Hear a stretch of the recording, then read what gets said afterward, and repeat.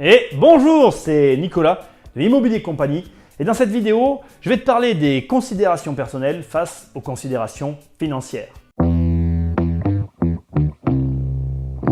Quand tu investis, tu vas te retrouver dans une situation assez étrange. Tu vas être finalement en porte-à-faux entre deux grandes idées qui vont s'opposer en toi et il va falloir que tu fasses un choix.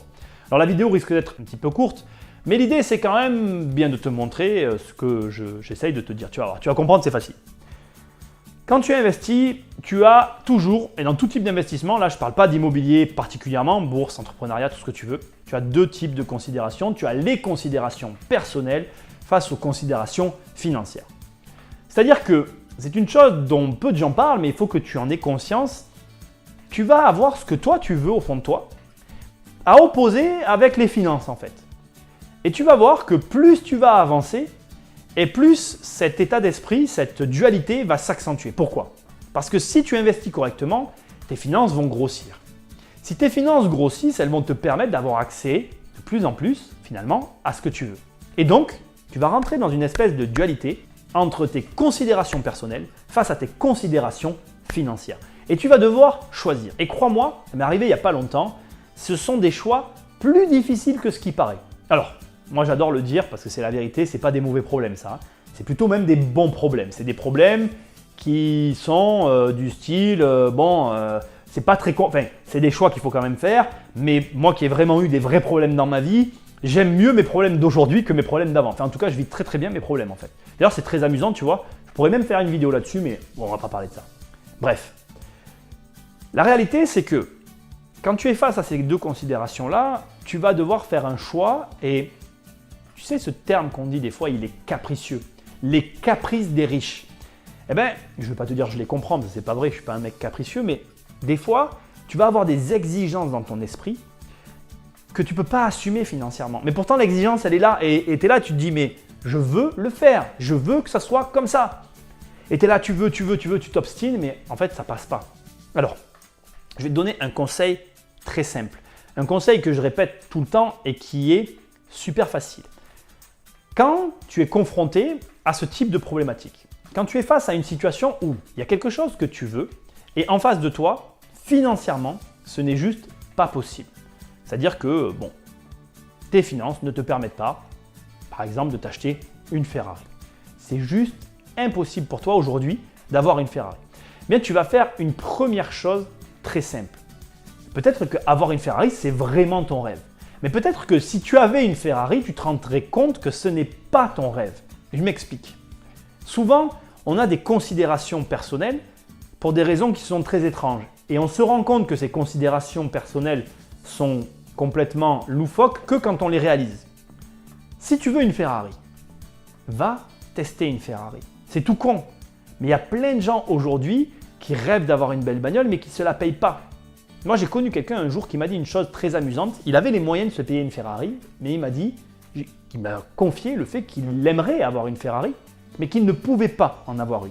Parce qu'il m'expliquait, il avait des belles bagnoles, il disait que selon la bagnole que tu as, tu ne renvoies pas la même image en fait. Et selon l'image que tu renvoies, il faut pouvoir assumer l'image. Et souvent, en fait, on a des considérations personnelles qui s'opposent avec nos considérations financières et ce qu'on est prêt à payer pour les avoir. Et trop souvent, on néglige en fait les réelles conséquences de ce qu'on veut. Et dans cette vidéo, j'aimerais te dire cette chose-là, toute simple. Mets-toi dans la position de ce que tu veux réellement, avant même de le faire en fait. Trop souvent, je vois des gens qui veulent quelque chose et qui n'imaginent pas les réelles conséquences de ce qu'ils veulent. Et puis, trop souvent aussi, je vois des gens qui, par obstination et détermination, et je suis admiratif devant eux, atteignent l'objectif et puis finalement ne sont même pas heureux. Et alors là, pour moi, c'est le summum du gâchis parce qu'en fait, si juste au départ, ils avaient juste testé, ils avaient juste regardé si réellement ce qu'ils désiraient au plus profond d'eux, eh bien, c'était possible. Alors, moi, je t'ai pris l'exemple de la Ferrari. Maintenant, je vais quand même te donner l'exemple que j'ai vécu parce que tu imagines bien que si je te fais cette vidéo, c'est parce que moi, j'ai vécu un truc récemment. Là, je suis en train de signer un compromis pour une acquisition où il y a des travaux, etc. Et dans le bâtiment, j'ai une considération personnelle par rapport à un espace que je veux récupérer et en termes de finances, ça ne le fait pas, tu vois.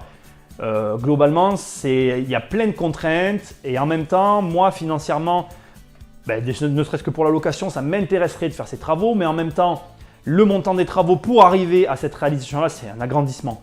Ben, c'est énorme, donc en fait, c'est compliqué.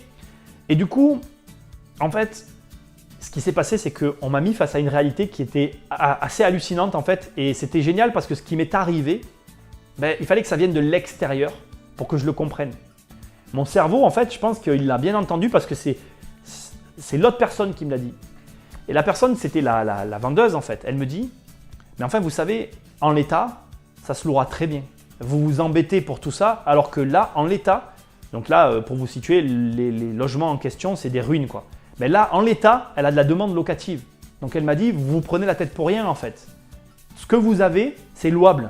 Enfin, c'est pas louable en l'état, je vais les rénover, mais moi, je voulais les agrandir pour toucher, en fait, une autre clientèle, pour avoir quelque chose de plus qualitatif et avoir des trucs que j'ai en tête parce que mon cerveau a ces considérations-là, financières, parce que j'ai augmenté le loyer, enfin voilà.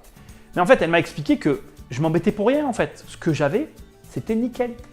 Et puis du coup, je me suis projeté, je me suis dit, mais est-ce que ce bâtiment, avec finalement ces logements, avec cette composition-là, parce que moi, il y a des types de logements que j'aime et des types de logements que j'aime pas.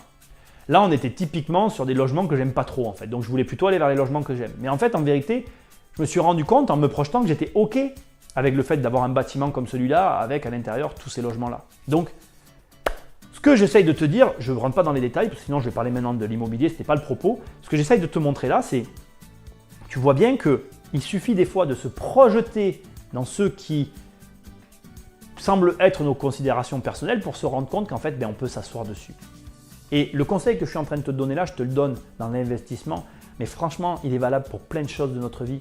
Dans plein de choses de notre vie, on a plein de considérations personnelles par rapport à notre couple, à notre compagne, à nos proches, à nos amis.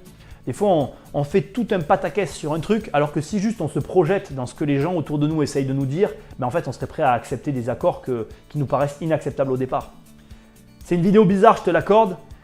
C'est une vidéo un petit peu plus sur de la réflexion générale, mais je voulais la faire parce que, putain, là, je viens de changer d'avis sur un truc, j'étais vraiment bloqué dessus, et juste en me projetant, juste avec cette phrase où la personne m'a dit « j'ai de la demande dans l'état, pourquoi tu t'embêtes ?» Je me suis dit oui, effectivement, pourquoi je m'embête? Pour des considérations personnelles. Mais franchement, dépassez vos considérations personnelles. Parfois, là où on se pose des règles qu'on ne veut pas franchir, on les franchit et on se rend compte que derrière, il y a quelque chose d'aussi bien, voire peut-être de mieux.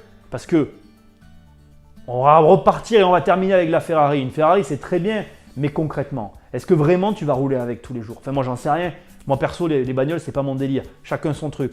Mais moi, je sais que pour mes logements, je vais parler de ça, ce qu'elle m'a proposé, ça me va très bien.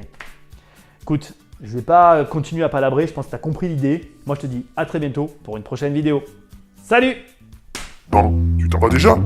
Investir, c'est plus fort que toi. And the feeling coming from the